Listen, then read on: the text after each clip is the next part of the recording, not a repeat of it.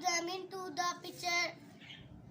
With each pepper, water rose a little higher until at last it was near enough